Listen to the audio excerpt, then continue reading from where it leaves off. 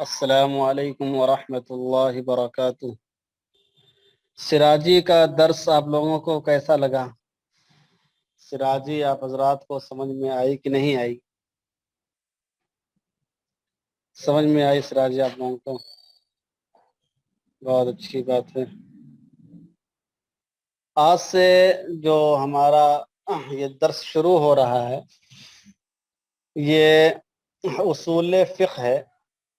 उसूल फ़िक़्ह के वो मबाहिस जो तकरीबन तमाम मदारिस में और तमाम निसाब तालीम में दाखिल हैं, उनमें किताबुल्लाह की बहस, सुन्नत रसूलुल्लाह की बहस, इजमा और क़ियास की बहस आती रहती है।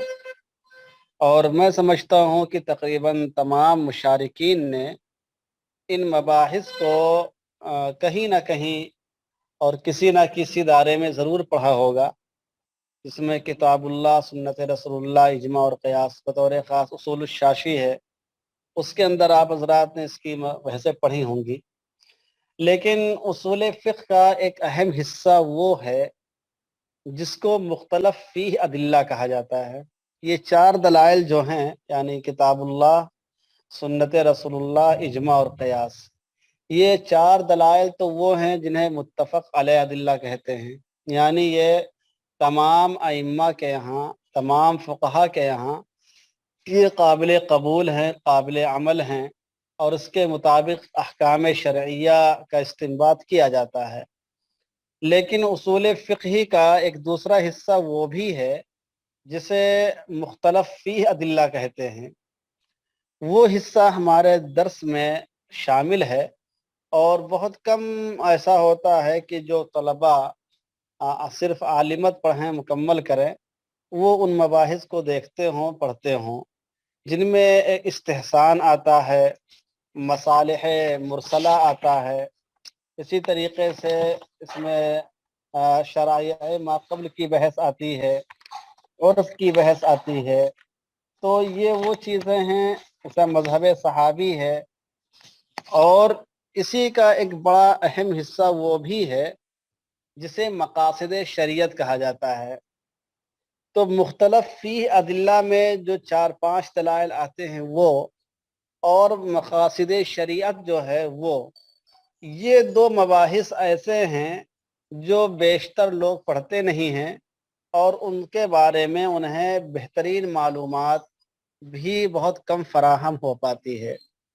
इसलिए जब निसाब तालीम हमने अपने ऑनलाइन इफ्ता कोर्स का मुतय्यन किया तो इसमें हमने उस हिस्से को शामिल कर लिया जिसे मुशारिकीन कम पढ़कर आते हैं या नहीं पढ़े हुए होते हैं, और वो हिस्सा जिसको मुशारिकीन पढ़ चुके होते हैं तो उनको शामिल करने की ज़रूरत नहीं महसूस की, इसलिए कि तकरार से कोई बहुत ज़्यादा फ़ायदा हासिल नहीं होता है।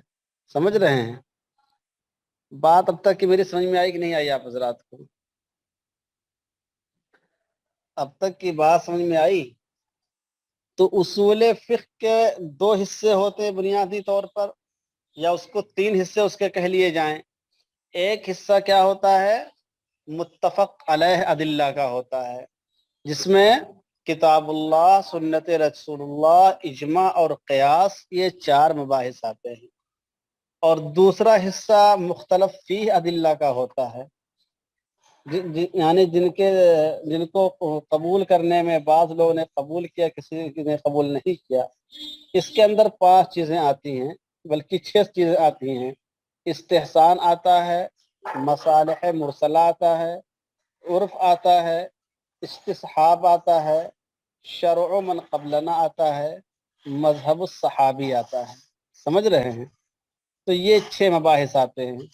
और 7वां हिस्सा इसी का वो होता है जिसे मक़ासिद शरीयत कहा जाता है। समझ रहे हैं? तो एक हिस्सा वो जो मुत्तफ़क़ अलैह है वो हमारे दर्स में शामिल नहीं है, हमारे दर्स में शामिल नहीं है। क्यों? इसलिए कि उसको आप हजरात ने कई बार कई किताबों में पढ़ लिया है। और वो हिस्सा जो मुख्तलफ़ी है, जिसको कम पढ़ा है, वो हमारे यहाँ शामिल है। इतनी बात जो तमहीदी है वो अगर आपको समझ में आ गई है तो हम चलें किताब की जानिब। ان مباحث کے لیے جس کتاب کو ہم نے متعین کیا ہے وہ ہے علم اصول الفقہ. کیا ہے اس کا نام؟ اس کتاب کا علم اصول الفقہ اس کتاب کا نام ہے. بہت مشہور کتاب ہے، اہم کتاب ہے، اور یہ کتاب ندوے کے نصاب میں بھی شامل ہے. یعنی دارالعلوم ندوۃ العلماء لکھنؤ، اس میں بھی یہ عالیہ ثانیہ میں کتاب پڑھائی جاتی ہے. غالباً عالیہ ثانیہ یا عالیہ ثالثہ میں چلتی ہے یہ.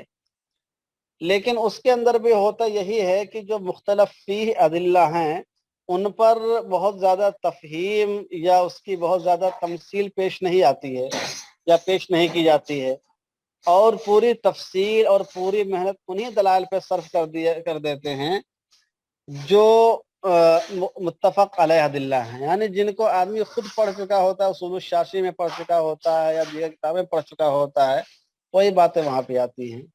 تو اس لیے جن لوگوں نے ندوے کا نصاب پڑھا ہے اور کتاب پڑھ رکھی ہے ان کے لیے بھی یہ کتاب اس حیثیت سے فائدے سے خالی نہیں ہے کہ ان کو انشاءاللہ یہاں پر اچھی طریقے سے ان مباحث کی تفہیم ہو جائے گی. اور اصل مقصد کیا ہوتا ہے؟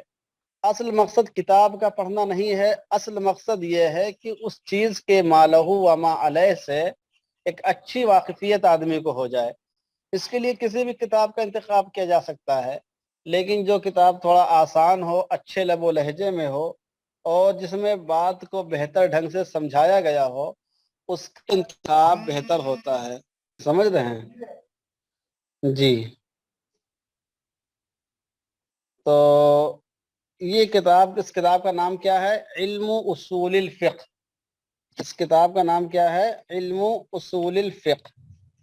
اس کے مصنف کون ہیں؟ عبد الوہاب خلاف. عبد الوہاب خلاف یہ مصر کے رہنے والے ہیں، اور یہ جامعۃ القاہرہ یعنی قاہرہ یونیورسٹی جو ہے اس کے یہ پروفیسر بھی رہ چکے ہیں. تو انہی کے محاضرات کا اصل یہ مجموعہ ہے، لیکن بہت مفید ہے. تو جو کتاب آپ پڑھنے جا رہے ہیں اس کتاب کا نام کیا ہے؟ علم اصول الفقہ. اس کتاب کے مصنف کا نام کیا ہے؟ عبد الوہاب خلاف. اس کو عبد الوہاب خلاف نہیں پڑھ دینا، سمجھ رہے ہیں؟ اس لیے کہ ہمارے ہندوستان کے علماء اختلاف میں اتنا ماہر ہوتے ہیں کہ ان کے لیے خلاف کو بھی خلاف پڑھنا کوئی مشکل بات نہیں ہے. سمجھ رہے ہیں؟ تو مصنف کا نام کیا ہے؟ عبد الوہاب خلاف. یہ کتاب کس فن میں ہے؟ اصول فقہ پہ. سمجھ رہے ہیں؟ علم اصول فقہ، اصول فقہ کے موضوع پر یہ کتاب ہے. ٹھیک ہے؟ اب آمدم بر سر مطلب. آپ حضرات بھی دعا پڑھ لیجئے. بسم اللہ الرحمن الرحیم. رب اشرح لی صدری ویسر لی امری واحلل عقدۃ من لسانی یفقہوا قولی.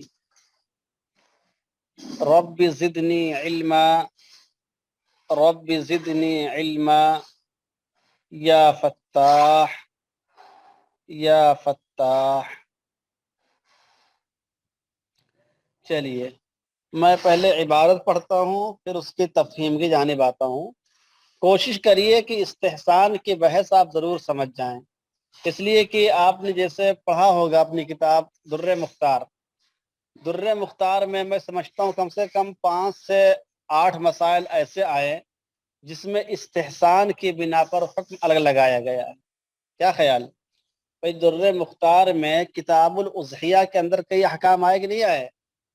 در مختار کی کتاب الاضحیہ میں کئی مسائل ایسے آئے ہیں جن کے بارے میں مصنف نے بتایا کہ اس میں استحساناً اس کا حکم یہ ہے.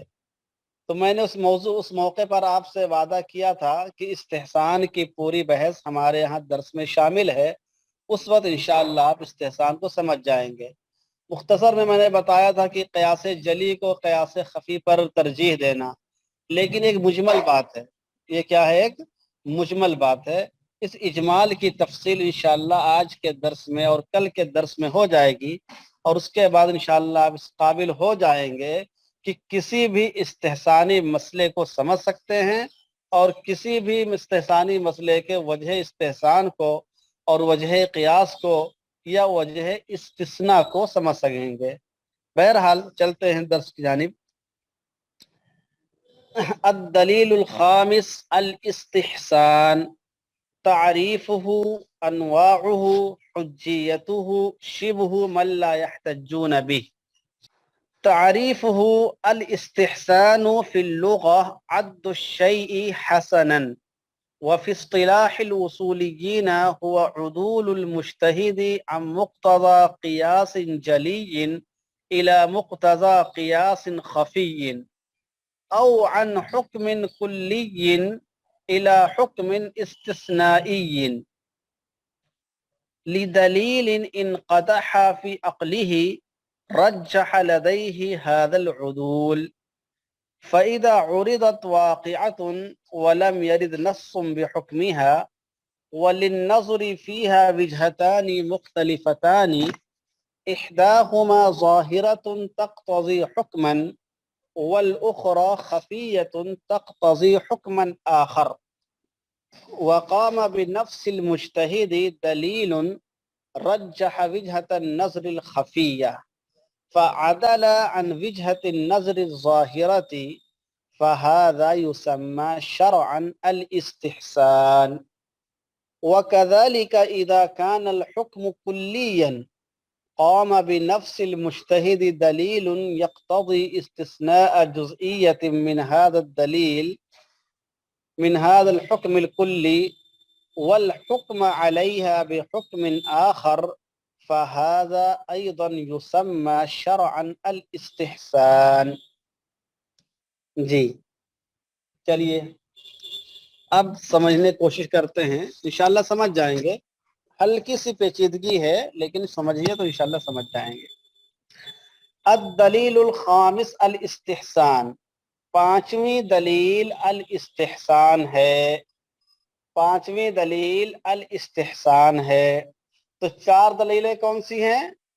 चार दलीलें वो हैं जो इससे पहले आ चुकी इस किताब में, सफ़ा नंबर 79 से पहले पहले जो चार दलीलें आई हैं उनमें किताबुल्लाह, सुन्नत रसूलुल्लाह, इज्मा और क़ियास की तफसील आ चुकी है। ये यहाँ से पांचवी दलील है।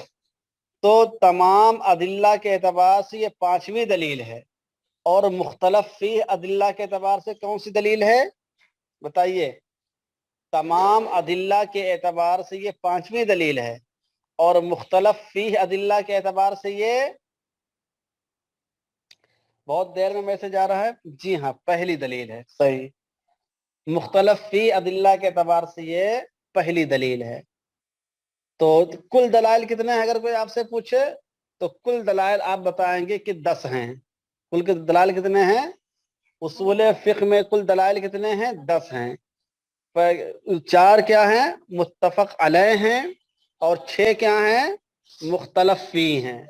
4 क्या हैं? मुत्तफ़क़ अलैह हैं। 6 क्या हैं? मुख्तलफ फी हैं। तो कुल के एतबार से देखा जाए तो ये पांचवी दलील इस्तिहसान है और मुख्तलफ फीह के एतबार से देखा जाए तो ये पहली दलील है। ठीक है, तो पहली दलील इस्तिहसान, पहली दलील इस्तिहसान। देखिए इस्तिहसान मुस्तकिल एक दलील है। इस्तिहसान क्या है? मुस्तकिल एक दलील है। इसीलिए इस दलील की वजह से भी बाज़ाब्ता हुक्म लगता है। इस दलील की वजह से भी बाज़ाब्ता हुक्म शरई लगता है।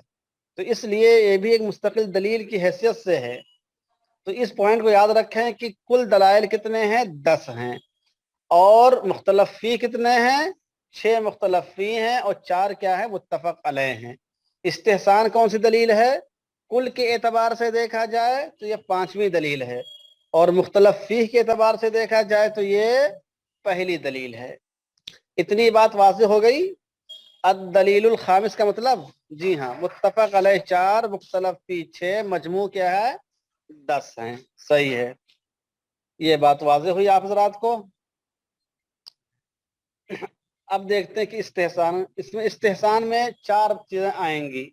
पहले इसकी तारीफ बयान करेंगे मुसन्निफ, फिर इसकी अक़साम बयान करेंगे, फिर इसकी हुज्जियत को बयान करेंगे कि ये वाकई दलील है या नहीं है, ये वाकई हुज्जत है या नहीं है, اور आखिर में चौथी बात बयान करेंगे शिबहु मन ला यहतज्जून बिही, जो लोग इसको दलील नहीं मानते हैं, जो लोग इसको दलील नहीं मानते हैं उनका शिबह क्या है।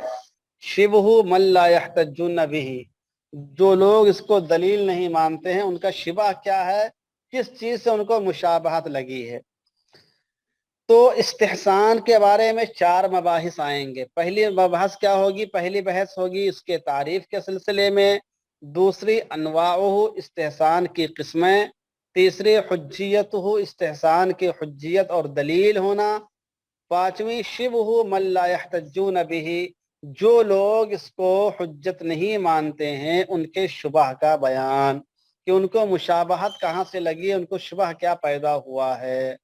ठीक है, यहां तक बात हो गई। ये बात समझ में आई कि नहीं आई। तारीफों से लेकर ला यहतज्जून अभी तक बात समझ में आई कि नहीं आई। अब चलते हैं सबसे पहले इसकी तारीफ।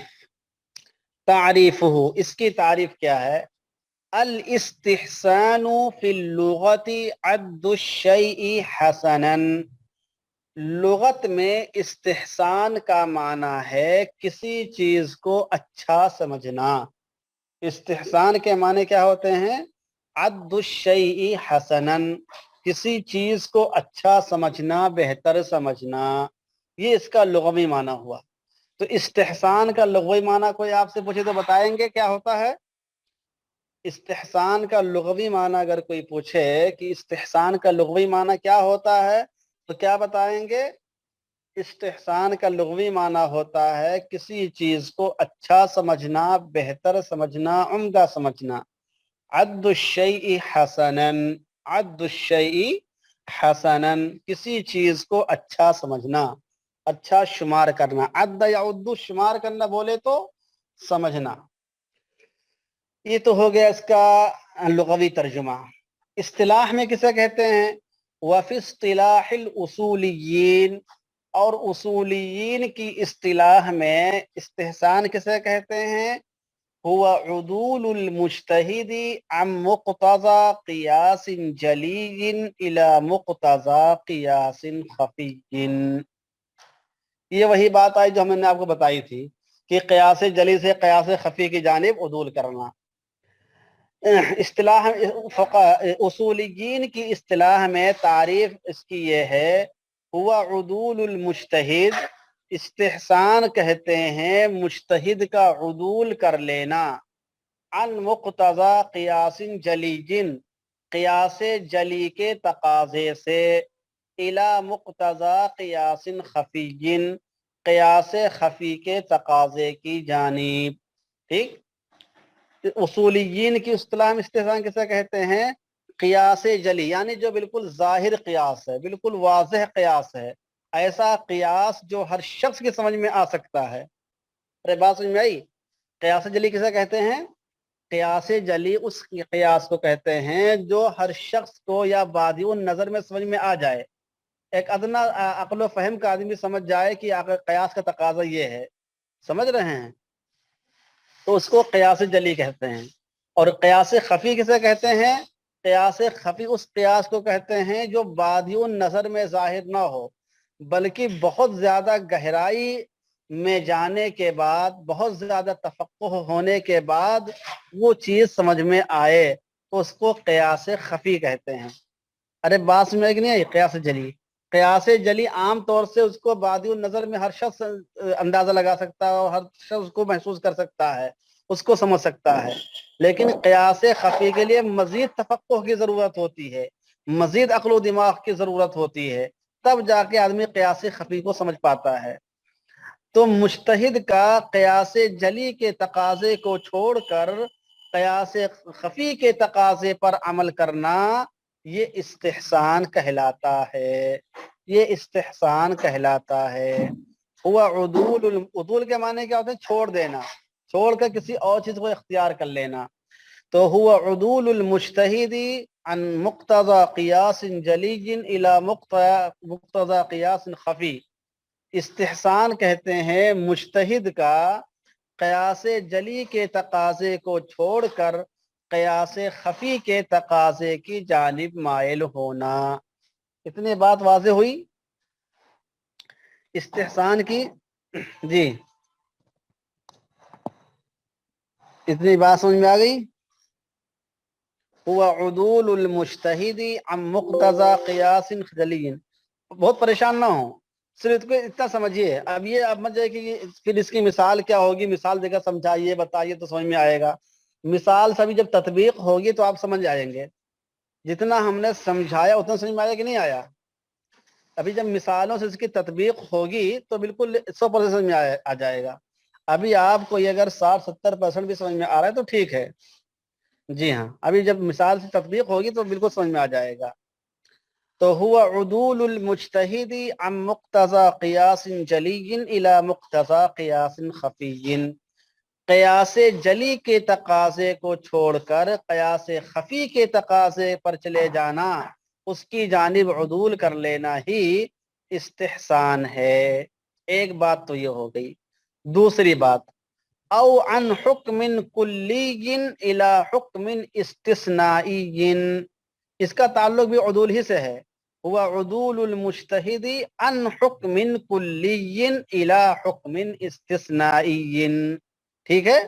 ان حکمن کا تعلق کس سے ہے؟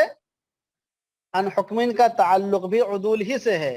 یعنی هو عدول المجتہد عن حکم کلی الى حکم استثنائی. بات واضح ہو رہی کہ نہیں ہو رہی ہے؟ یا مجتہد کا عدول کر لینا حکم کلی سے حکم استثنائی کی جانب، یا مجتہد کا عدول کر لینا یعنی مجتہد حکم کلی کو چھوڑ کر کہ وہ کوئی استثنائی حکم کو اختیار کر لے تو اس کو بھی استحسان کہا جاتا ہے. اس کو بھی استحسان کہا جاتا ہے.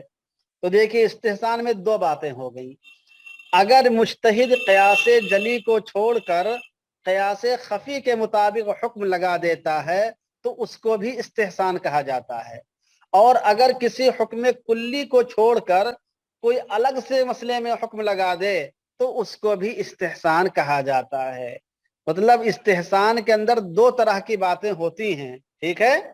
استحسان میں دو طرح کی باتیں ہوتی ہیں. اگر مجتہد قیاس جلی کے تقاضے کو چھوڑ کر قیاس خفی کے مطابق حکم لگاتا ہے مسئلے میں تو اس کو بھی استحسان ہی کا نام دیا جاتا ہے.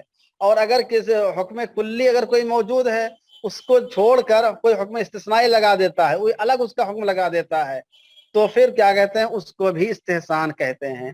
مثال کے طور پر نشہ آور چیز حرام ہے. ٹھیک ہے. ارے ہے کہ نہیں ہے؟ نشہ آور چیز حرام ہے. یہ ایک حکم کلی ہوا. حکم کلی کا مطلب کیا ہوتا ہے؟ ایسا حکم جو اس کے تمام افراد پر لگتا ہو. ایسا حکم جو اس کے تمام افراد یعنی جہاں جہاں بھی نشہ پایا جائے، جہاں جہاں بھی نشہ پایا جائے تو وہ حرام کے دائرے میں آ جائے گا. ایک کیا ہوتا ہے؟ حکم کلی. تو حکم کلی کیا ہے کہ نشہ آور چیز حرام ہے. لیکن گل منجن سے بھی نشہ پیدا ہو جاتا ہے لوگوں کو. گل منجن سے بھی لوگوں کو نشہ پیدا ہو جاتا ہے، الٹی پلٹی ہونے لگتی ہے، ہوش کھو دیتے ہیں لوگ. تو کیا گل منجن کرنا حرام ہوگا؟ اس کا جواب یہ کہ گل منجن میں اگرچہ نشہ ہوتا ہے لیکن حرام نہیں ہوگا. تو دیکھیے حکم کلی سے حکم استثنائی لگایا کہ نہیں لگایا؟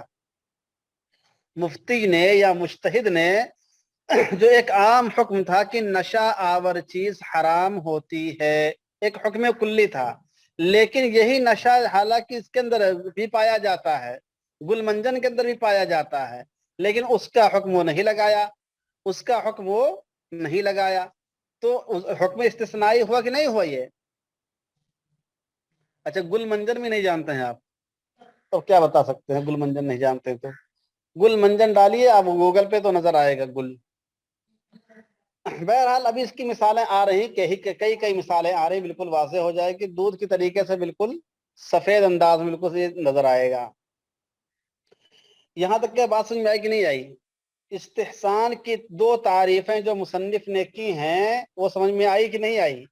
کہ استحسان کے اندر قیاس جلی کو چھوڑ کر قیاس خفی کے مطابق اگر حکم لگایا جائے تو اس کو بھی استحسان ہی کا نام دیا جاتا ہے، یا حکم کلی کو چھوڑ کر کسی مسئلے میں حکم استثنائی کو کیا کہتے ہیں حکم لگایا جائے تو اس کو بھی استحسان کہتے ہیں۔ اور لوگ بتائیں، اکبر خان کو یہ بات سمجھ میں آ گئی؟ دیکھو اگر کسی کو سمجھ میں نہیں آئی ہے باتیں تو دوبارہ پوچھ سکتے ہیں، کوئی مسئلہ نہیں ہے، یا اس میں کوئی تعبیر سمجھ میں نہیں آ رہی ہے، کوئی لفظ سمجھ میں نہیں آ رہا ہے، کوئی جملہ واضح نہیں ہو پا رہا ہے، تو بالکل پوچھ سکتے ہیں بغیر کسی رعایت کے۔ حالانکہ ہم نے آپ کو قیاس جلی بھی سمجھا دیا کس طرح کہتے ہیں، قیاس خفی بھی سمجھا دیا، حکم کلی بھی سمجھا دیا، حکم استثنائی بھی سمجھا دیا ہے۔ چلیے سب کو یہ بات سمجھ میں آ گئی، تو ایک بار خلاصہ نکالتے ہیں۔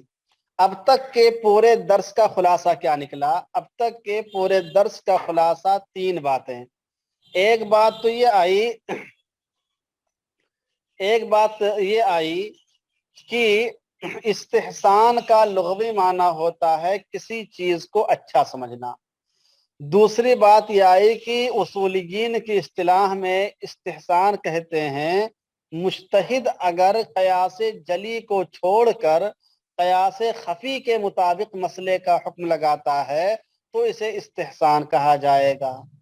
تیسری بات یہ آئی کہ مجتہد اگر حکم کلی کو چھوڑ کر کوئی الگ سے حکم لگا دیتا ہے، کوئی مستثنا حکم لگا دیتا ہے تو اس کو بھی استحسان ہی کہا جاتا ہے۔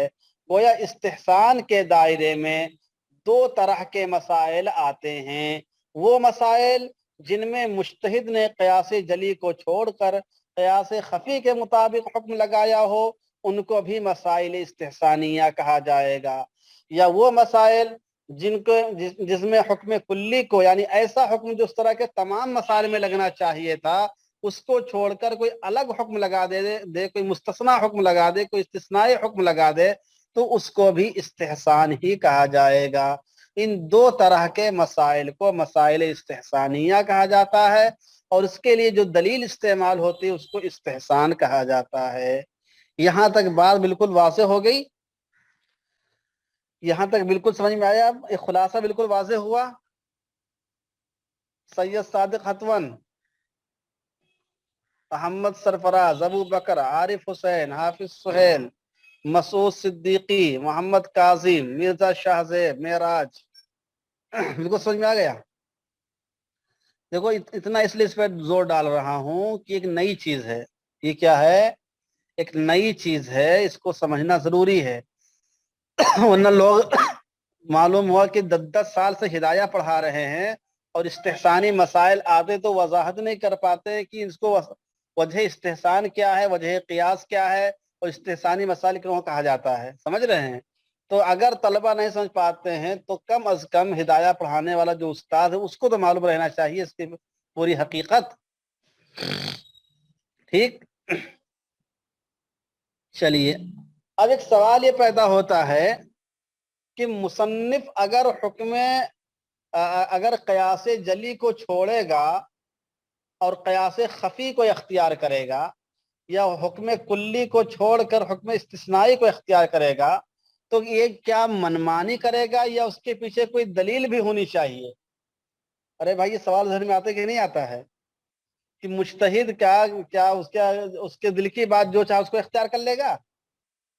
یہ بات ایک سوال پیدا ہو سکتا ہے آپ کے ذہن میں کہ چلو ٹھیک ہم سمجھ گئے استحسان کسے کہتے ہیں، لیکن سوال یہ پیدا ہوتا ہے کہ کیا مجتہد قیاس جلی کو جو چھوڑے گا اور قیاس خفی کو اختیار کرے گا، یا حکم کلی کو چھوڑے گا اور حکم استثنائی کو اختیار کرے گا، تو یہ بات اپنی منمانی کرے گا، اس کے دل میں جو بات ہے اس کے اعتبار سے لگا دے گا، یا اس کے پیچھے کوئی دلیل بھی ہونی چاہیے؟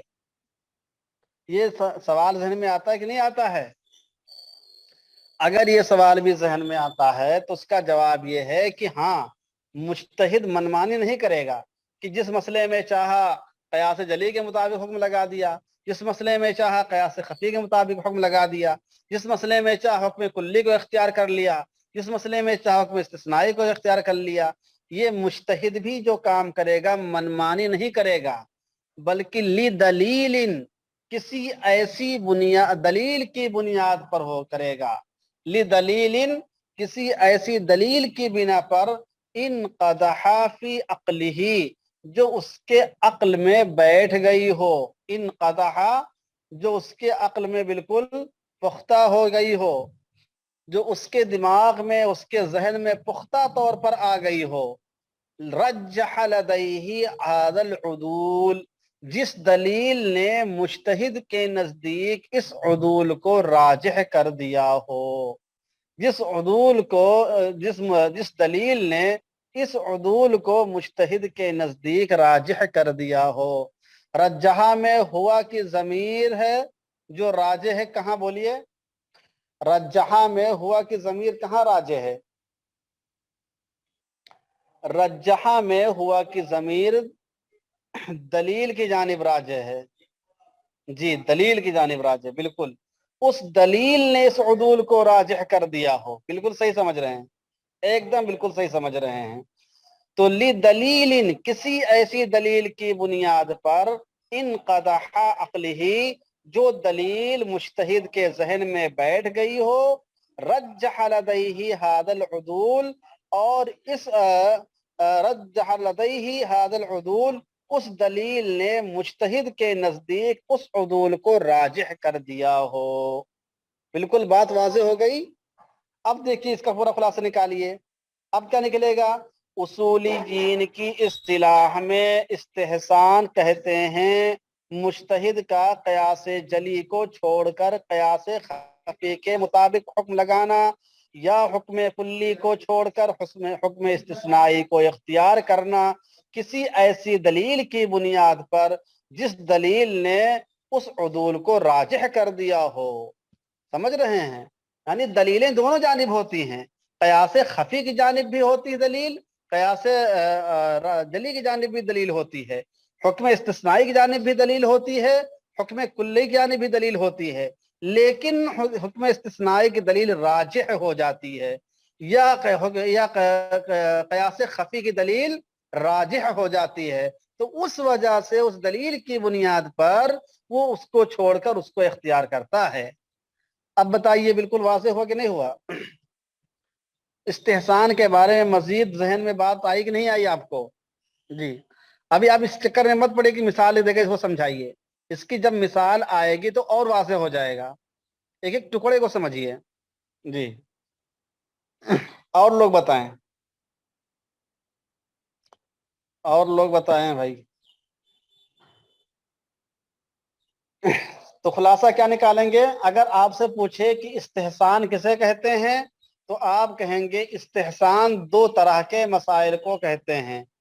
نمبر ایک، مجتہد اگر کسی دلیل کی بنیاد پر قیاس جلی کو چھوڑ کر قیاس خفی کو اختیار کر لے تو اسے بھی استحسان کہا جاتا ہے، اور مجتہد اگر دلیل کی بنیاد پر کسی حکم کلی کو چھوڑ کر حکم استثنائی کو اختیار کر لے تو اس کو بھی استحسان کہا جاتا ہے۔ بالکل دو لفظوں میں بات آ گئی، ٹھیک ہے؟ مجتہد کسی دلیل کی بنیاد پر قیاس جلی کو چھوڑ دے اور قیاس خفی کو اختیار کر لے تو اس کو بھی استحسان کہتے ہیں، اور مجتہد کسی دلیل ہی کی بنیاد پر کسی حکم کلی کو چھوڑ کر حکم استثنائی کو اختیار کر لے تو اس کو بھی استحسان کہتے ہیں۔ بات ختم۔ ارے بھائی بات سمجھ میں آئی کہ نہیں آئی؟ دو لفظوں میں اگر کوئی آپ سے پوچھے کہ استحسان کے بارے میں بتائیے، دو لفظوں میں تو بتا سکتے ہیں نہیں بتا سکتے ہیں؟ دو جملوں میں، دو لفظوں میں، ہلکی سی تعبیر کے اندر بھی آپ بتا سکتے ہیں کہ مجتہد اگر کسی دلیل کی بنیاد پر قیاس جلی کو چھوڑ دے اور قیاس خفی کے مطابق حکم لگائے تو اس کو بھی استحسان کہتے ہیں، یا کسی دلیل کی بنیاد پر حکم کلی کو چھوڑ کر حکم استثنائی کو اختیار کر لے تو اس کو بھی استحسان کہا جاتا ہے، اور لغوی معنی اس کا ہوتا ہے اچھا سمجھنا۔ بس بات ختم ہے۔ جی مولانا مسعود صاحب، مولانا مسعود صاحب خلاصہ بالکل ذہن میں ضرور بٹھا لیجئے، پوری تعریف آپ کو یاد رہے نہ رہے لیکن کم از کم اس کا خلاصہ جو میں نے بتایا وہ ذہن میں رہنا چاہیے۔ اور ایک بار پھر ترجمہ دیکھ لیجئے تاکہ ترجمہ بھی پکا رہے، تعریف ہو۔ لغت میں استحسان کہتے ہیں کسی چیز کو اچھا سمجھنا، اور اصولیین کی اصطلاح میں استحسان کہتے ہیں مجتہد کا قیاس جلی کے تقاضے کو چھوڑ کر قیاس خفی کے تقاضے کو پر عمل کرنا یا حکم کلی سے عدول کر کے حکم استثنائی کو اختیار کرنا کسی ایسی دلیل کی بنیاد پر جو مجتہد کے ذہن و دماغ میں بیٹھ گئی ہو اور جس دلیل نے اس کے نزدیک اس عدول کو راجح کر دیا ہو۔ ٹھیک، آگے چلیں، آگے چلیں۔ دیکھیں بہت بوریت محسوس نہ کریں کہ ایک ہی بات کو بار بار کیوں ریپیٹ کر رہے ہیں، بات بالکل واضح ہو جائے گی تو آپ کو فائدہ دے گی وہ۔ اب سنیے، فَإِذَا عَرَضَتْ وَاقِعَةٌ وَلَمْ يَرِدْ نَصٌّ بِحُكْمِهَا وَلِلنَّظْرِ فِيهَا وِجْهَتَانِ مُخْتَلِفَتَانِ إِحْدَاهُمَا ظَاهِرَةٌ تَقْتَضِي حُكْمًا والأخرى خفية تقتضي حكما آخر وقام بنفس المجتهد الدليل رجح وجهة النظر الخفية فعدل وجهة النظر الظاهرة فهذا يسمى شرعا الاستحسان۔ اب یہ اسی اجمال کی تفصیل ہے، سمجھ رہے ہیں یہ کیا ہے؟ اسی اجمال کی تفصیل ہے۔ ابھی جو اوپر بات بتائی تو اسی کی تفصیل کر رہے ہیں۔ کیا تفصیل ہے؟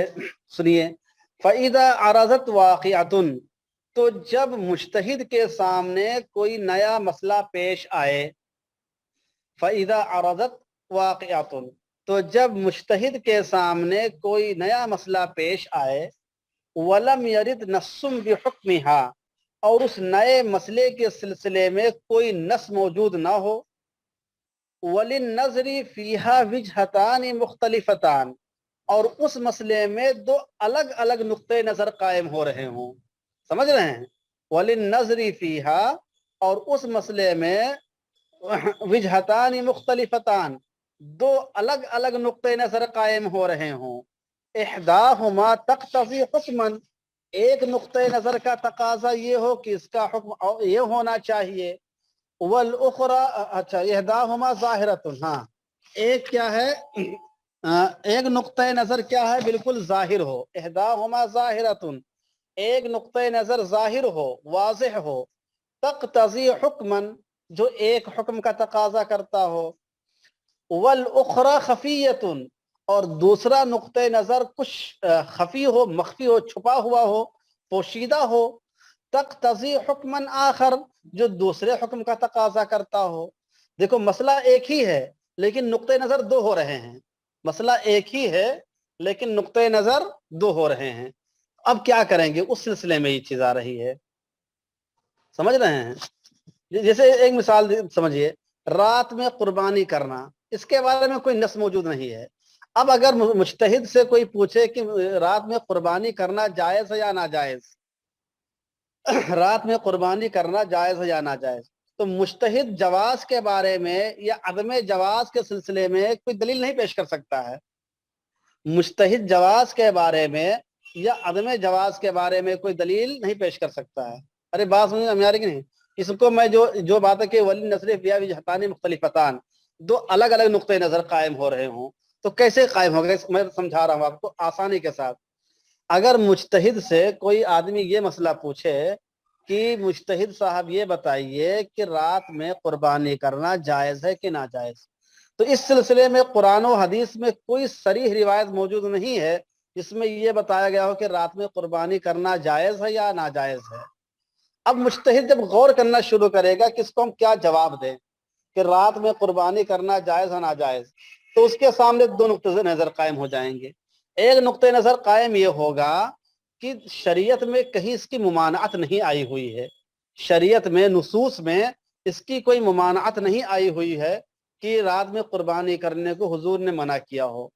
تو جب حضور نے کوئی اس کی ممانعت نہیں فرمائی ہے، شریعت میں کوئی ممانعت نہیں آئی ہوئی ہے، تو شریعت کے عموم کا تقاضا یہ ہے الاصل فی الاشیاء الاباحہ، کہ اشیاء میں اصل اباحت جواز ہے، تو قربانی کرنا جائز ہوگا۔ یہ دلیل سامنے آئی، دیکھیں تو ایک نقطۂ نظر یہ قائم ہوا کہ نہیں ہوا؟ ارے بھائی یہ نقطۂ نظر یہ قائم ہوا کہ نہیں ہوا؟ تو اس نقطۂ نظر کے اعتبار سے دیکھا جائے تو رات میں قربانی کرنا مطلقاً جائز ہونا چاہیے۔ شریعت میں کہیں نہیں، نصوص میں کہیں نہیں رات میں قربانی کو منع کیا گیا ہے۔ تو جب قربانی کی کوئی ممانعت نہیں آئی ہے تو اس دلیل کا تقاضا یہ ہے، اس قیاس کا تقاضا یہ ہے اس قیاس کا تقاضا یہ ہے کہ قربانی جائز ہونی چاہیے۔ ارے ایک نقطہ نظر سمجھ میں آیا کہ نہیں آیا؟ نہیں سمجھ پا رہے لگ رہا ہے آپ لوگ۔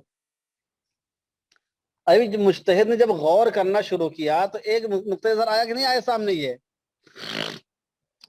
یا تو میری بات سمجھ نہیں آپ کو آ رہی ہے، بہت زیادہ غور سے سن رہے ہیں؟ میری بات سمجھ میں نہیں آ رہی ہے اس لیے جواب نہیں دے رہے ہیں، یا بہت غور سے سن رہے ہیں تو سمجھ میں نہیں جواب دے رہے ہیں؟ اچھا اچھا، تو ایک چیز تو ایک نقطہ نظر قائم ہو۔ اچھا، اب مجتہد کے سامنے دوسرے نقطہ نظر بھی آ رہا ہے۔ مجتہد نے مزید غور کرنا شروع کیا تو کہا کہ رات کا وقت جو ہوتا ہے وہ اندھیرے کا ٹائم ہوتا ہے، گاؤں دیہات میں لائٹ ہوتی ہے، روشنی کا نظم نہیں ہو پاتا ہے، اور جانور کو رات میں ذبح کریں گے تو پتہ نہیں صحیح سے رگ کٹے کہ نہ کٹے، صحیح سے رگ کٹے کہ نہ کٹے۔ ایسا تو نہیں کہ اندھیرے کی وجہ سے، لائٹ گل ہونے کی وجہ سے، یا آندھی طوفان کی وجہ سے رات میں قربانی کریں اور رگ صحیح سے کٹ نہ پائے تو وہ مذبوحہ کے بجائے میتہ ہو جائے۔ تو اس اندھیرے کو دیکھتے ہوئے، دیہاتوں کے حالت کو دیکھتے ہوئے، یہ اس کے ذہن میں ایک نقطہ نظر یہ قائم ہو رہا ہے کہ اگرچہ ممانعت کی کوئی روایت تو نہیں آئی ہے، لیکن حالات کا تقاضا یہ ہے کہ روشنی کم ہوتی ہے، دیہاتوں میں روشنی نہیں ہوتی زیادہ تر۔ اب تو لائٹ کا زمانہ ہے، پہلے تو کیا نام ہے، یہ چراغ کا زمانہ تھا، بتی کا زمانہ تھا، اور بہت زیادہ کیا نام ہے روشنی ہوتی نہیں تھی، تو یہ دھوکہ ہو سکتا تھا۔ اس نقطۂ نظر پر جب اس نے غور کرنا شروع کیا تو اس نتیجے پر پہنچا کہ قربانی درست نہیں ہونی چاہیے، قربانی کو ممانعت ہونی چاہیے، اس لیے کہ ہو سکتا ہے کہ وہ مذبوحہ کو میتہ بنا دے، تو جانور کا گوشت کھانا بھی جائز نہیں ہوگا اور قربانی بھی ادا نہیں ہوگی، قربانی بھی ادا نہیں ہوگی اور جانور کا گوشت کھانا بھی جائز نہیں ہوگا۔ تو یہ احتمال پیدا ہوا کہ نہیں ہوا؟ اب اس دلیل کو دیکھا جائے تو قربانی کی ممانعت ہونا چاہیے، اور اس دلیل کو دیکھا جائے تو قربانی کا جواز ہونا چاہیے۔ وَلِلنَّظْرِ فِيهَا وِجْهَتَانِ مُخْتَلِفَتَانِ احداهما ظاہرة تقتضی حکما والأخرى خفیة تقتضی حکما آخر۔ اب بتائیے، دو نقطہ نظر قائم ہوئے کہ نہیں مجتہد کے؟ ارے بھائی، مجتہد کے دو نقطہ نظر قائم ہوئے کہ نہیں قائم ہوئے؟ اور دونوں الگ الگ قائم ہوئے، ایک ظاہر کے اعتبار سے ہے اور ایک خفی کے اعتبار سے ہے۔ اچھا، اس مسئلے میں فقہا نے کس کو راجح قرار دیا بتائیے؟ فقہا نے یہ کہا کہ لوگوں کے عام حالات کو دیکھتے ہوئے، رات کی تاریکی کو دیکھتے ہوئے، رات میں قربانی کرنے کو مکروہ قرار دیا ہے، رات میں قربانی کرنے کو مکروہ قرار دیا ہے کہ نہیں؟ مسئلہ پڑھا کہ نہیں آپ نے پڑھا؟ تو دیکھیے، وَالْأُخْرَى خَفِيَّةٌ تَقْتَضِي حُكْمًا آخر، اس کو ترجیح حاصل ہوئی کہ نہیں ہوئی؟ اس میں یہ چیز خفی ہے، حالانکہ دلیل کوئی موجود نہیں اس کی ممانعت کی، جس کا تقاضا یہ تھا کہ قربانی درست ہونی چاہیے مطلقاً۔ جب دلیل کوئی موجود نہیں ممانعت کی تو اس کا تقاضا یہ ہے کہ مطلقاً قربانی درست ہو بغیر کسی کراہت کے، اور اندھیرے کا تقاضا یہ ہے، رات کی تاریکی کا تقاضا یہ ہے، غلط فی ذبح کا تقاضا یہ ہے، مذبوحہ کو میتہ بنا دینے کا تقاضا یہ ہے کہ کم از کم کراہت کا پہلو آنا چاہیے۔ تو مطلقاً ممانعت تو نہیں کی گئی، لیکن مطلقاً اجازت بھی نہیں دی گئی، مطلقاً ممانعت تو نہیں کی گئی لیکن مطلقاً اجازت بھی نہیں دی گئی۔ ارے بات سمجھ آئی کہ نہیں؟ بلکہ یہ کہا گیا کہ رات میں قربانی کرنا مکروہ ہوگا، ٹھیک ہے؟ تو وَلِلنَّظْرِ فِيهَا وِجْهَتَانِ مُخْتَلِفَتَانِ، یہ بات میں سمجھتا ہوں کہ آپ کو بالکل کلیئر سمجھ میں آ گئی ہوگی اس مثال سے۔ باقی مثالیں مصنف نے خود دی ہیں، وہ آگے آ رہی ہیں، ایک تقریب ذہن کے لیے میں نے مثال آپ کو پیش کی، ہو سکتا ہے کہ ہماری تمثیل میں کہیں غلطی بھی ہو سکتا ہے کہ مثال مکمل طور سے یہاں پر فٹ نہ بیٹھ پائے، اس سے بحث نہیں ہے، لیکن ذہن کو قریب کرنے کے لیے میں نے مثال دی کہ وَلِلنَّظْرِ فِيهَا وِجْهَتَانِ مُخْتَلِفَتَانِ کیسے ہوتا ہے، ٹھیک ہے؟ وَلِلنَّظْرِ فِيهَا وِجْهَتَانِ مُخْتَلِفَتَانِ کیسے ہوتا ہے؟ اسی طریقے سے جیسے آپ نے پڑھا کہ بچے کے اوپر قربانی واجب ہونی چاہیے کہ نہیں ہونی چاہیے، اب اس میں دونوں طرح کے دلائل مل رہے ہیں، تو اس کا بھی حکم آپ نے پڑھ لیا ہے۔ چلیے بہرحال، فَإِذَا عَرَضَتْ وَاقِعَةٌ وَلَمْ يَرِدْ نَصٌّ بِحُكْمِهَا، چنانچہ جب کوئی نیا مسئلہ پیش آئے، وَلَمْ يَرِدْ نَصٌّ بِحُكْمِهَا، اور اس مسئلے کے سلسلے میں کوئی نص وارد نہ ہوئی ہو، वलिन्नज़रि फ़ीहा वजहतानि मुख्तलिफ़तान, और उस मसले में दो अलग अलग नुक्ते नज़र हो सकते हों। इहदाहुमा ज़ाहिरतुन, एक नुक्ते नज़र बिल्कुल ज़ाहिर हो, तक़्तज़ी हुक्मन, जो किसी हुक्म का तकाज़ा करता हो, वल उख़रा ख़फ़िय्यतुन, और दूसरा नुक्ते नज़र पोशीदा हो, तक़्तज़ी हुक्मन आखर, जो दूसरे हुक्म का तकाज़ा करता हो। वक़ाम बिनफ़्सिल मुज्तहिद दलील रज्जह वजहतन नस्रिल ख़फ़िया, और मुज्तहिद के दिल में कोई ऐसी दलील कायम हो जाए जो मख्फी नुक्ते नज़र को राजिह कर दे, जो खफी नुक्ते नज़र को राजिह कर दे। फ़अदला अन वजहतिन नज़र ज़ाहिरा, तो वो ज़ाहिरी नुक्ते नज़र से उदूल कर ले। फ़हादा युसम्मा शरअन अल इस्तिहसान, तो इसी को इस्तिहसान कहा जाता है। तो ये ऊपर की इजमाल की तफसील है, ठीक है। यहां तक बात समझ में आई कि नहीं आई? यहां तक बात सबको समझ में आ गई जी, कि मख्फी नुक्ते नज़र की दलील जो है राजिह हो जाए और जाहिर वाली मरजू हो जाए, तो उसके मुताबिक हुक्म लगा दे। बहुत अच्छी बात। अब देखिए, वकज़ालिका इज़ा कानल हुक्म कुल्लियन क़ाम बिनफ़्सिल मुज्तहिद दलीलुन यक़्तज़ी इस्तिस्नाअ जुज़इय्यतिन मिन हाज़ल हुक्मिल कुल्ली वल हुक्म अलैहा बिहुक्मिन आखर फ़हाज़ा अयज़न युसम्मा शरअन अल इस्तिहसान। और इसी तरीके से मुज्तहिद के सामने जब कोई मसला पेश आए और उसमें दो नुक्ते नज़र हों, एक नुक्ते नज़र हुक्म कुल्ली के मुताबिक हो और एक हुक्म क्या क्या कहते हैं इस्तिस्नाई के मुताबिक हो, लेकिन कज़ालिका इज़ा कानल हुक्म कुल्लियन, इसी तरीके से अगर हुक्म कुल्ली हो यानी उसके तमाम अफराद को शामिल हो, क़ाम बिनफ़्सिल मुज्तहिद दलीलुन, लेकिन मुज्तहिद के दिल में कोई ऐसी दलील कायम हो जाए, बैठ जाए, यक़्तज़ी इस्तिस्नाअ जुज़इय्यतिन मिन हाज़ल कलामिल कुल्ली, जो मिन हाज़ल हुक्मिल कुल्ली, जो इस हुक्म कुल्ली से उस जुज़इये के इस्तिस्ना का तकाज़ा करता हो। समझ रहे हैं? जो मसला पेश आया है, जो जुज़इया पेश आया है, जो सवाल पेश आया है, उसमें उस हुक्म कुल्ली से अलग कोई राय कायम की जाए, अलग उसका हुक्म बयान किया जाए। तो कहते हैं कि यक़्तज़ी इस्तिस्नाअ जुज़इय्यतिन, किसी मसले की इस्तिस्ना का तकाज़ा करता हो उस हुक्म कुल्ली से, वल हुक्म अलैहा बिहुक्मिन आखर, और उसके ऊपर दूसरा हुक्म लगाने का तकाज़ा करती हो वो दलील, फ़हादा अयदन युसम्मा शरअन अल इस्तिहसान, तो इसको भी शरअन इस्तिहसान कहा जाता है। तो इसको भी शरअन इस्तिहसान कहा जाता है। ये उसी इजमाल की तफसील है, बाकी इसमें कोई नई बात नहीं है, ठीक है। तो दो तरह के मसाइल, दो तरह की चीजों को इस्तिहसान में दाखिल किया जाता है। एक क्या है, दलील क्या है, कयास जली को छोड़कर कयास खफी के मुताबिक हुक्म लगाना, उसको भी इस्तिहसान कहते हैं। और हुक्म कुल्ली को छोड़कर किसी मसले में इस्तिस्नाई हुक्म लगाना, उसको भी इस्तिहसान कहते हैं। तो इस्तिहसान की पूरी हकीकत आपके सामने वाज़ेह हुई कि नहीं हुई?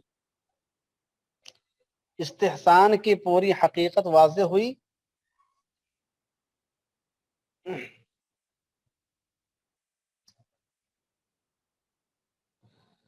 अच्छा, बहुत अच्छी बात है। अब इतनी बात समझने के बाद ये बताइए कि इस्तिहसान में कितने तरह के मसाइल आते हैं? कितने तरह के मसाइल इस्तिहसान में आते हैं, बोलिए। इस्तिहसान में कितने तरह के मसाइल आते हैं? जी हाँ, दो तरह के मसाइल आते हैं। इस्तिहसान में दो तरह के मसाइल आते हैं, बिल्कुल सही समझ रहे हैं। बस वही बात नीचे आ रही, अनवाउहु, इस्तिहसान की किस्में। मिन तारीफिल इस्तिहसानी शरअन यतबय्यनु अन्नहु नौआनी, अहदुहुमा तरजीहु क़ियासिन ख़फ़िय्यिन अला क़ियासिन जलीय्यिन बिदलीलिन, वसानीहिमा इस्तिस्नाउ जुज़इय्यतिन मिन हुक्मिन कुल्लिय्यिन बिदलीलिन। ये देखिए इस्तिहसान की किस्में।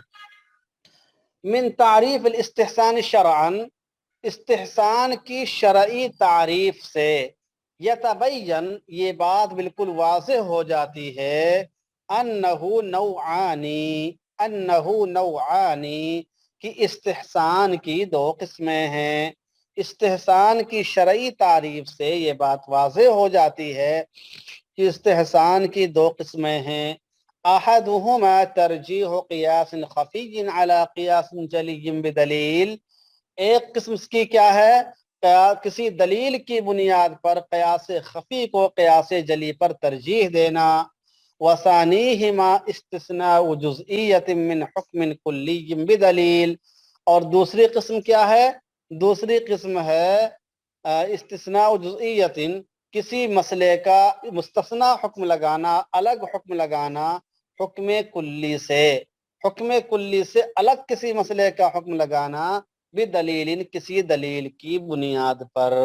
تو دو طرح کے مسائل استحسان میں آتے ہیں، ایک یہ وہ مسائل جن میں قیاس خفی کو قیاس جلی پر ترجیح دی گئی ہو، یعنی قیاس جلی کو چھوڑ دیا گیا ہو، تو وہ مسائل اس میں آتے ہیں۔ اور دوسرا کیا ہے، حکم کلی سے کسی مسئلے کا حکم الگ لگایا جائے، کلی حکم کے بجائے اس کا استثنائی حکم لگایا جائے، اور اس کے پیچھے بھی کوئی دلیل ہو، تو پھر وہ بھی استحسان میں شامل ہے۔ یہاں تک بات واضح ہو گئی؟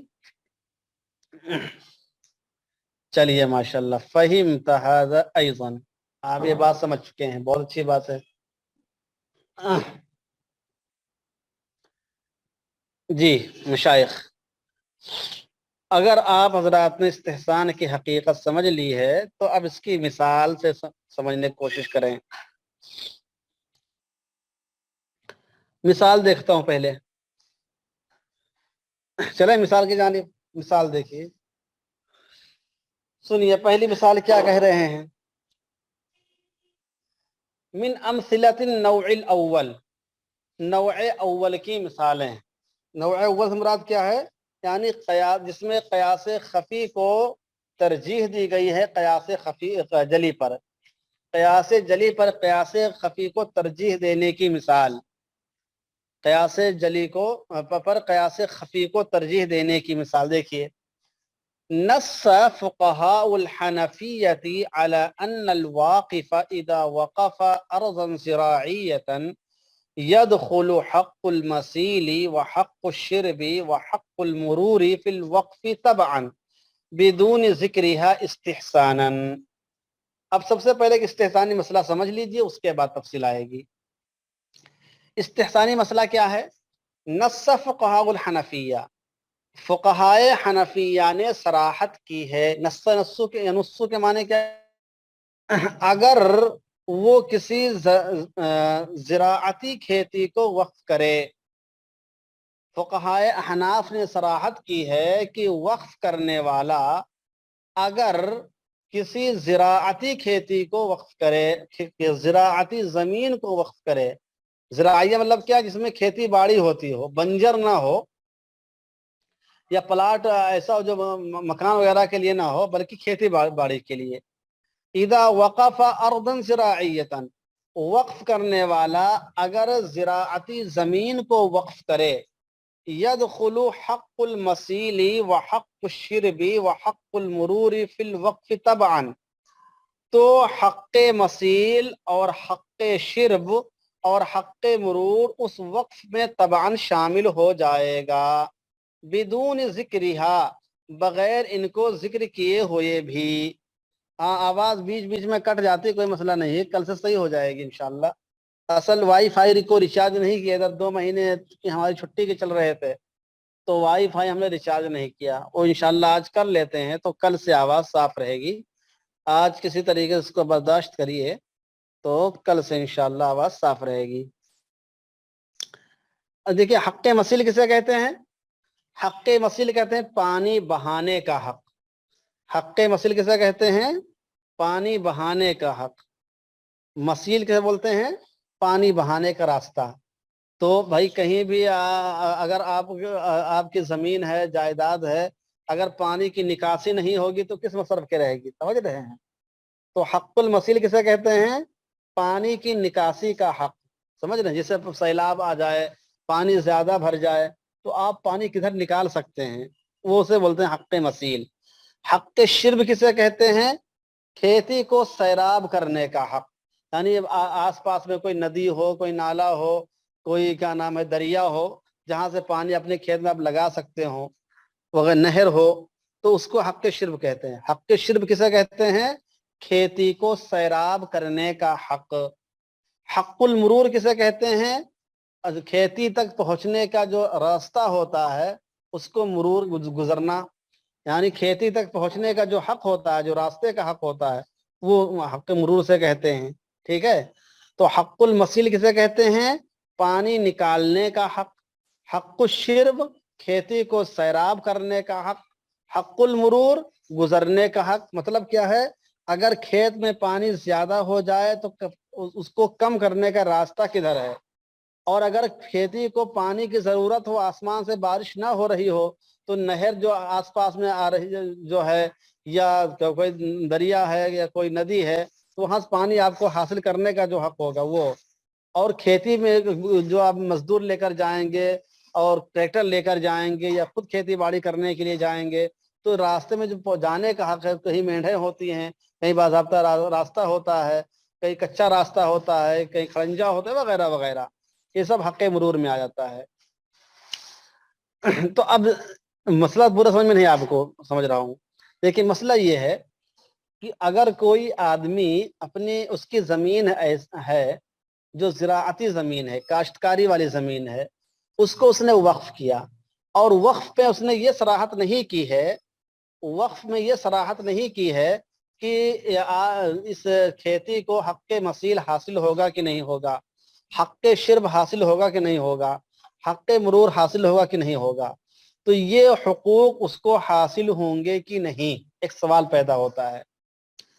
سوال یہ ہے کہ اگر کوئی آدمی اپنی زراعتی زمین کو وقف کرتا ہے تو پانی کی نکاسی کا حق، کھیت کو سیراب کرنے کا حق اور وہاں تک پہنچنے کا حق، یہ وقف کی زمین میں بغیر ذکر کے داخل ہوگا کہ نہیں ہوگا؟ سوال سمجھ میں آیا کہ نہیں آیا؟ ارے سوال سمجھ میں آیا؟ سوال یہ ہے کہ اگر کوئی آدمی اپنی زراعتی زمین کو وقف کرتا ہے اور اس میں یہ صراحت نہیں کرتا ہے کہ اس زمین کو حق مسیل بھی حاصل ہوگا، حق شرب بھی حاصل ہوگا، حق مرور بھی حاصل ہوگا، اس کا ذکر نہیں کرتا ہے، تو کیا یہ چیزیں تبعاً اس میں داخل ہو جائیں گی؟ اس کا جواب یہ ہے کہ قیاس کا تقاضا تو یہ ہے کہ یہ چیزیں تبعاً داخل نہ ہوں۔ قیاس کا تقاضا یہ ہے کہ یہ چیزیں تبعاً داخل نہ ہوں، لیکن استحسان کا تقاضا یہ ہے کہ یہ چیزیں تبعاً داخل ہوں گی۔ استحسان کا تقاضا یہ ہے کہ یہ چیزیں تبعاً داخل ہوں گی۔ سوال اور جواب سمجھ میں آیا کہ نہیں آیا؟ سوال اور جواب سمجھ میں آیا کہ نہیں آیا؟ جی، اگر سوال اور جواب سمجھ میں آ گیا ہے تو نفس مسئلہ کو سمجھنے کے بعد آگے سمجھنا آسان ہوگا۔ کیا ہے؟ فقہائے احناف نے صراحت کی ہے کہ وقف کرنے والا اگر زراعتی زمین کو وقف کرے تو اس میں حق مسیل، حق شرب اور حق مرور وقف میں تبعاً داخل ہوں گے، ان کو ذکر کیے بغیر بھی، استحسان کے طور پر۔ والقیاس انہا لا تدخل الا بالنص علیہا، اور قیاس کا تقاضا تھا کہ یہ حقوق اس میں داخل نہ ہوں بغیر صراحت کے، انہا لا تدخل الا بالنص علیہا، کہ یہ حقوق یعنی حق مسیل، حق شرب اور حق مرور بغیر صراحت کے داخل نہ ہوں۔ اگر صراحت نہیں کیا ہے تو یہ حقوق زمین کو حاصل نہیں ہوں گے۔ کل بیع، جیسا کہ بیع میں ہے کہ اگر کوئی آدمی اپنی زراعتی زمین بیچتا ہے اور ان حقوق کا ذکر نہیں کرتا ہے تو پھر اس کی زراعتی زمین کو یہ حقوق حاصل نہیں ہوں گے، اور اگر اس کا ذکر کے ساتھ بیچتا ہے تو پھر اس کے اندر داخل ہوں گے، اور مشتری کو جانے کا بھی حق ہوگا، حق شرب بھی اس کو حاصل ہوگا، حق مثیل بھی اس کو حاصل ہوگا۔ تو بے پر اگر اس کو قیاس کیا جائے، بے پر اگر اس کو قیاس کیا جائے تو بتائیے وقف میں بغیر ذکر کے یہ حقوق حاصل ہوں گے؟ وقف کو اگر بے پر قیاس کیا جائے تو بغیر ذکر کے یہ حقوق وقف کو حاصل ہوں گے؟ بولیے۔ بے پر اگر اس کو قیاس کیا جائے تو بغیر ذکر کے یہ حقوق وقف میں داخل ہوں گے، شامل ہوں گے؟ جی نہیں ہوں گے، بالکل صحیح سمجھ رہے ہیں، بالکل صحیح سمجھ رہے ہیں، جی ہاں بالکل صحیح۔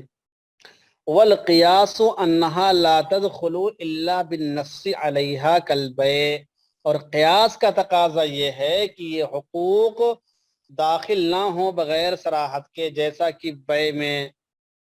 ووجہ الاستحسان، اور وجہ استحسان یہ ہے ان المقصود من الوقف انتفاع الموقوف علیہم، وجہ استحسان یہ ہے کہ وقف کا مقصد موقوف علیہم کا فائدہ اٹھانا ہے۔ موقوف علیہم کیسے بولتے ہیں؟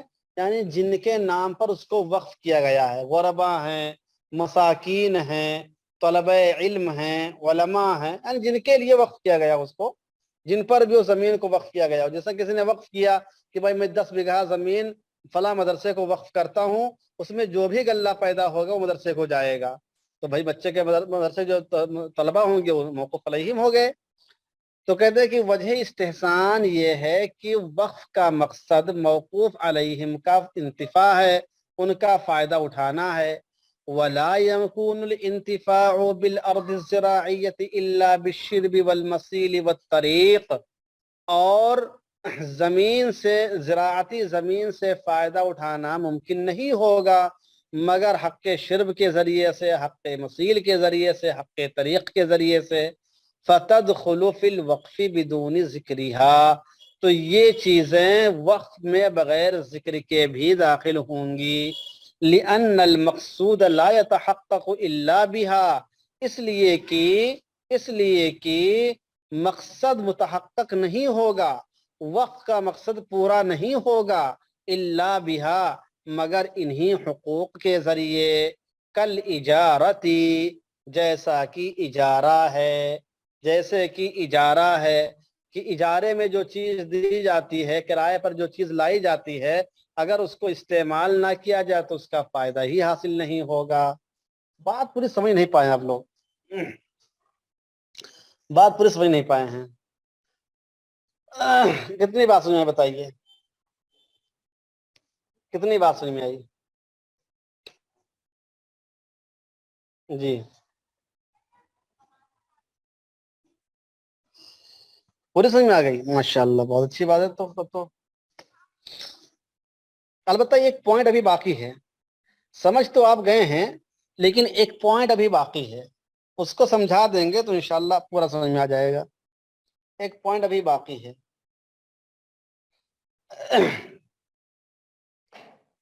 اچھا، جو لوگ یہاں پر کہہ رہے ہیں کہ ہم سمجھ گئے ہیں، وہ یہ بتائیں، اور ابھی دہرا دیتا ہوں، جو لوگ کہہ رہے ہیں کہ ہم لوگ سمجھ گئے ہیں یہاں تک کے، تو یہ بتائیے کہ اس مسئلے میں وقف کو کس پر قیاس کیا گیا ہے؟ جو لوگ سمجھ گئے ہیں وہ یہ بتائیں کہ اس مسئلے میں وقف کی زمین کو کس پر قیاس کیا گیا ہے؟ بہت اچھا، ماشاءاللہ بالکل صحیح، اجارے پر قیاس کیا گیا ہے۔ جی ہاں، اجارے پر قیاس کیا گیا ہے، بالکل صحیح۔ اور کس پر قیاس نہیں کیا گیا ہے؟ سید صادق بتا رہا کہ بے اور اجارہ، ہاں بے پر قیاس نہیں کیا گیا ہے، جی ہاں یہی مین پوائنٹ ہے کہ اس مسئلے میں دیکھیے بے پر قیاس نہیں کیا گیا ہے، جی بے پر قیاس نہیں کیا گیا ہے، اجارے پر اس کو قیاس کیا گیا ہے۔ بہت صحیح سمجھ رہے ہیں، ماشاءاللہ بالکل صحیح۔ اچھا، ایک سوال جواب بتائیے، دو باتیں بھی اس میں اور آ رہی ہیں۔ ٹھیک ہے، ہم یہ بات تو سمجھ گئے کہ اس مسئلے میں بے پر قیاس نہیں کیا گیا، اجارے پر قیاس کیا گیا ہے۔ اچھا بے پر اس کو قیاس کیا جا سکتا ہے کہ نہیں کیا جا سکتا ہے بتائیے؟ بے پر اس کو قیاس کیا جا سکتا ہے کہ نہیں کیا جا سکتا ہے؟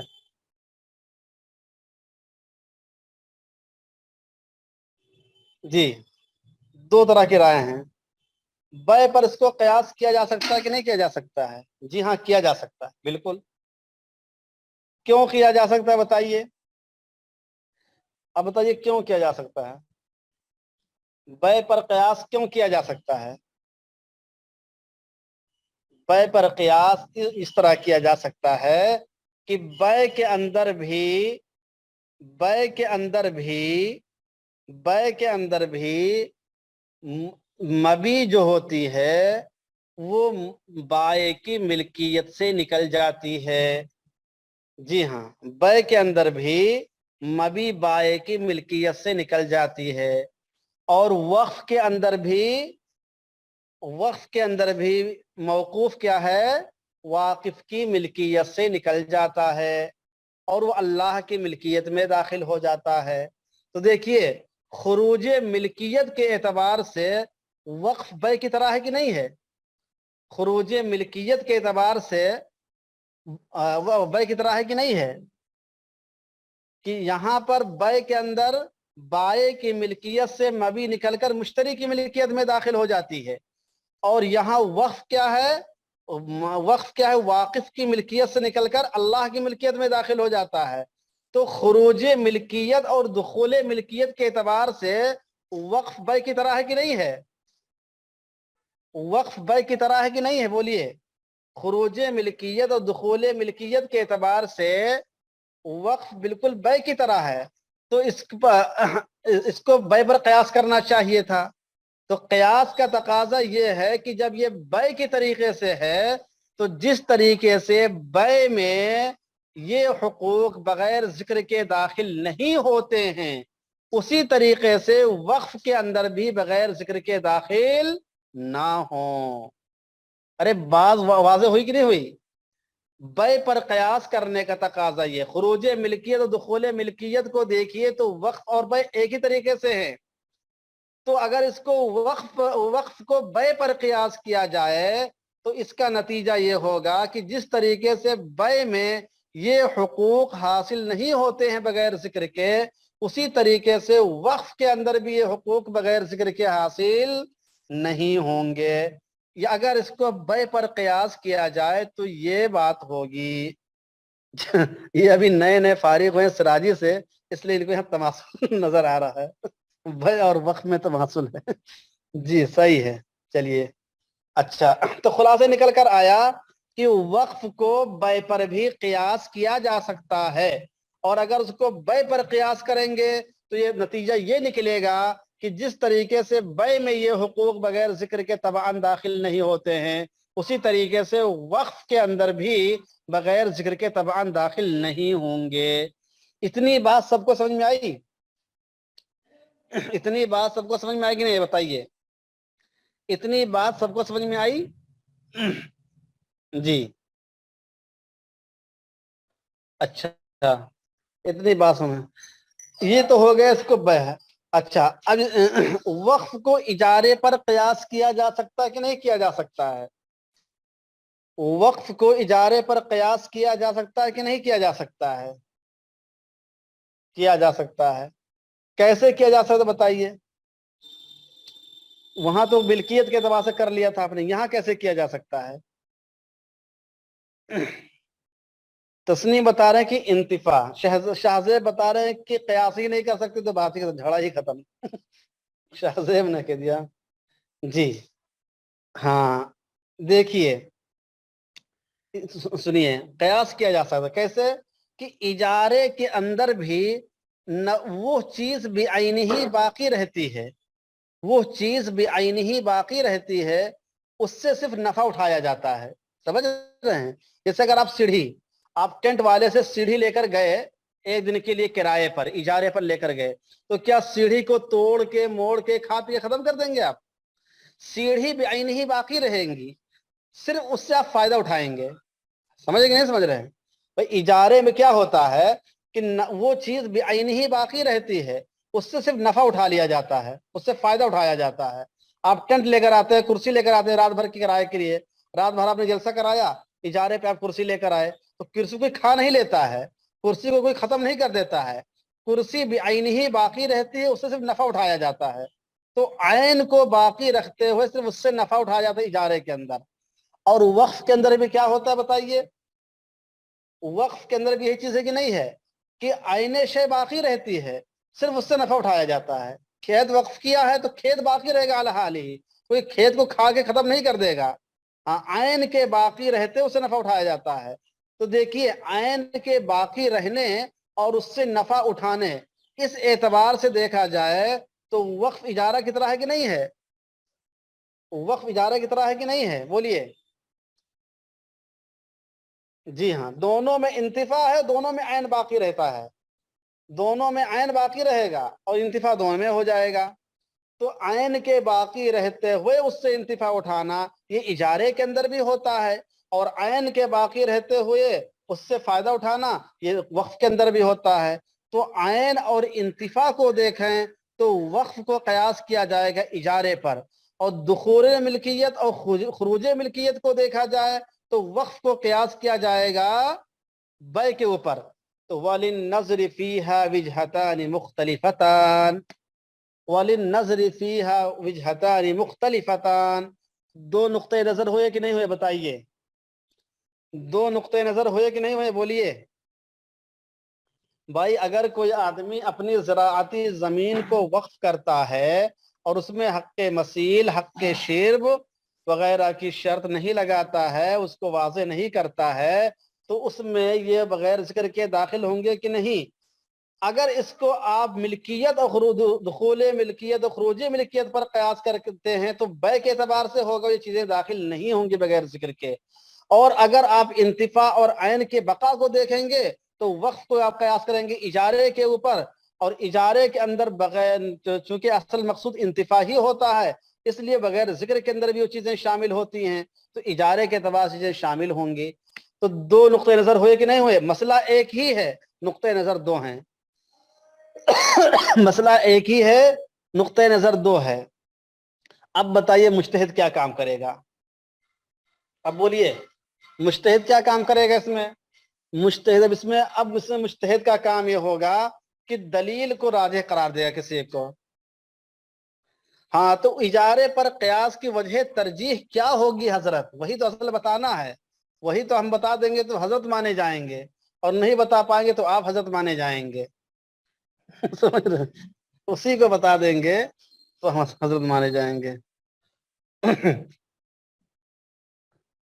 اچھا چلیے، یہاں تک بات سب کو سمجھ میں آئی؟ کوئی بھی مشارک ایسا جس کو سمجھ میں نہ آئی ہو یہ بات؟ دیکھیے وقف کو بے پر بھی قیاس کیا جا سکتا ہے، اور کیوں؟ یہ سوال جواب ہو گیا۔ وقف کو اجارے پر بھی قیاس کیا جا سکتا ہے، اور کیوں؟ یہ بات بھی ہو گئی ہے۔ اب راجح کون ہوگا یہ تفصیل آگے سنیے۔ آگے دیکھیے، ترجمہ دیکھ لیجیے، مطلب ترجمہ بھی دیکھ لیجیے تاکہ بالکل واضح ہو جائے۔ نص فقہاء الحنفیہ، فقہائے حنفیہ نے صراحت کی ہے کہ وقف کرنے والا اگر کسی زراعتی زمین کو وقف کرے تو اس میں حق مسیل، حق شرب، حق مرور وقف میں طبعاً داخل ہوں گے بغیر ذکر کیے بھی، استحسانی طور پر۔ اور قیاس یہ ہے کہ یہ چیزیں بغیر نص کے، بغیر صراحت کے، بغیر وضاحت کے داخل نہ ہوں، جیسے کہ بے میں یہ چیزیں بغیر صراحت کے داخل نہیں ہوتی ہیں۔ اور وجہ استحسان یہ ہے کہ وقف کا مقصد موقوف علیہم کا فائدہ اٹھانا ہے، اور زمین سے فائدہ اٹھانا ممکن ہی نہیں ہوگا بغیر شرب اور مسیل اور طریق کے، تو یہ چیزیں بغیر ذکر کے بھی وقف میں داخل ہوں گے۔ اس لیے کہ لِأَنَّ الْمَقْصُودَ لَا يَتَحَقَّقُ إِلَّا بِهَا، اس لیے کہ اس کے بغیر مقصد متحقق ہی نہیں ہوگا، مقصد پورا ہی نہیں ہوگا۔ اور جب وقف کا مقصد ہی پورا نہیں ہوگا تو بتائیے وقف کا کوئی فائدہ بچا؟ اگر وقف کا مقصد ہی پورا نہیں ہوگا تو وقف کا کوئی فائدہ بچا؟ بولیے، اگر وقف کا مقصد ہی پورا نہ ہو، موقوف علیہم کو فائدہ ہی نہ ہو، تو وقف لغو باطل ہو جائے گا کہ نہیں باطل ہو جائے گا؟ وقف لغو باطل ہو جائے گا نہیں باطل ہو جائے گا؟ اور جب لغو باطل ہو جائے گا تو اس کا کوئی اعتبار نہیں ہوگا. اس لیے اس کو لغو سے بچانے کے لیے، اس کو لغو باطل ہونے سے بچانے کے لیے بغیر ذکر کے بھی اس کو داخل کر دیا ہے اور اس کو اجارے پر قیاس کر لیا ہے. کل اجارہ، جیسے اجارے کے اندر بغیر ذکر کے بھی اس کی متعلقات داخل ہوتی ہیں، اسی طریقے سے یہ بھی ہے. بات سمجھ میں آئی کہ نہیں آئی؟ اب سنیے، فالقیاس الظاہر الحاق الوقف فی ھذا بالبیع. تو ظاہری قیاس یہی بتاتا ہے کہ اس مسئلے میں وقف کو کس سے ملحق کیا جائے؟ بولیے. فالقیاس الظاہر، ظاہری قیاس کیا کہتا ہے؟ الحاق الوقف فی ھذا بالبیع، کہ اس مسئلے میں وقف کو بیع سے ملحق مانا جائے، بیع کے اعتبار سے مانا جائے. لأن كل منهما اخراج ملک من مالکہ، اس لیے کہ ان دونوں میں سے ہر ایک میں مالک اپنی ملکیت کو اپنے سے نکال دیتا ہے. والقیاس الخفی، اور قیاس خفی کیا کہتا ہے؟ الحاق الوقف فی ھذا بالاجارہ، الحاق الوقف فی ھذا بالاجارہ، کہ اس مسئلے میں وقف کو اجارے سے ملحق مانا جائے. وقف قیاس خفی کیا کہتا ہے؟ کہ اس مسئلے میں وقف کو اجارے سے ملحق کر دیا جائے. لأن كل منهما مقصود به الانتفاع، اس لیے کہ ان دونوں میں سے ہر ایک کا مقصد انتفاع ہوتا ہے. فَكَمَا يَدْخُلُ الْمَسِيلُ وَالشِّرْبُ وَالطَّرِيقُ فِي إِجَارَةِ الْأَطْيَانِ بِدُونِ ذِكْرِهَا تَدْخُلُ فِي وَقْفِ الْأَطْيَانِ بِدُونِ ذِكْرِهَا.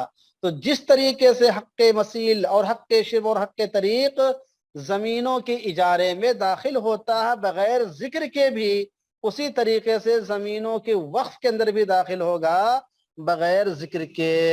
اور وجہ استحسان کیا ہے؟ اس لیے کہ مقصود انتفاع ہے. اگر آپ ان کو شامل نہیں مانیں گے بغیر ذکر کے تو انتفاع ممکن ہی نہیں ہوگا اور وقف باطل ہو جائے گا. اس لیے اس کو بطلان سے بچانے کے لیے اس دلیل کو زیادہ قوی راجح قرار دیا گیا اور بجائے بیع کے اجارے پر قیاس کیا گیا. تو دیکھیں اجارے پر قیاس کرنا حالانکہ قیاس خفی ہے، بہت دیر کے بعد یہاں پہنچے گا، بہت دیر کے بعد آدمی پہنچتا ہے کہ مقصد فائدہ کو دیکھا جائے، اور دخول ملکیت خروج ملکیت کو پہنچنا آسان ہوتا ہے آدمی کے لیے. تو قیاس ظاہر کا تقاضا یہ ہے کہ بیع پر اس کو قیاس کیا جائے، اور قیاس خفی کا تقاضا یہ ہے کہ اجارے پر قیاس کیا جائے. یہاں پر قیاس خفی کو ترجیح کیوں دی گئی؟ بولیے. یہاں پر قیاس خفی کو ترجیح کیوں دی گئی؟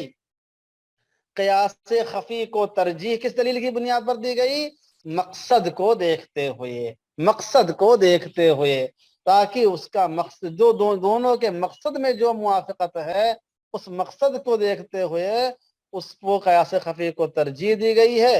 اور اس کے مطابق حکم لگایا گیا کہ اگر وقف کرنے والا زراعتی زمین کو وقف کرتا ہے بغیر ذکر کیے ہوئے بھی حقوق کو تو وہ چیزیں اس میں داخل ہوں گی. بات سمجھ میں آئی مشائخ؟ جی پہلی مثال سمجھ میں آئی کہ مسئلہ ایک ہی ہے، مجتہد کے سامنے دو نقطے نظر ہو جاتے ہیں. ایک نقطۂ نظر کا تقاضا یہ ہے کہ اس کو اجارے پر قیاس کیا جائے، اور ایک نقطۂ نظر کا تقاضا یہ کہ اس کو بیع پر قیاس کیا جائے.